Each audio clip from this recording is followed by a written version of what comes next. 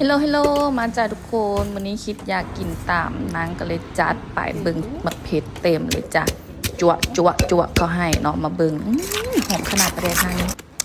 หันอยู่ใกล้บ้านเฮาเนาะก็เลยนี่ตัวเอกขาดบ่ได้ผักขะแยงใส่ไปแต่ว่าเสียดายบ่มีกระปูเนาะเบิ่งหน้าตาประมาณนี้ทุกคนพิกัดห้านก็คือข้างบ้านเฮาเนาะห้านฝืดแซ่บ2เท่ามีไข่ต่ำพร้อมมาจ้าเริ่มลงมือนะจ้าเบิ่งหน้าตาจัดจานมากเลยมาเลยจวดกันจ้าเบิ่งมาแล้วง่ำเขาให้จีดจาดรสชาติแบบได้ใจแบบมันเป็นแบบสิว่าจังไหนเผ็ดเค็มนัวแบบตุ้งปลาเด็กสินะแล้วก็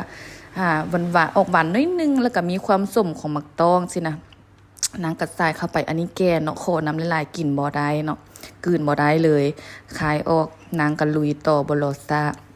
จัดไปจนนั้นก็มีแขกบ่ได้รับเชิญดีเห็นบ่มันบินแว่งดูได้ค่ะนะอัน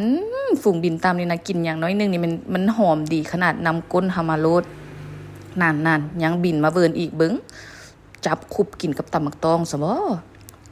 มาทุกคนมากินน้ำกันต่อแซ่บมากนะทุกคนต้องลองต้องกินช่วงนี้แบบมันได้ฟิลบ๊ายบายไปกินต่อละเด้อ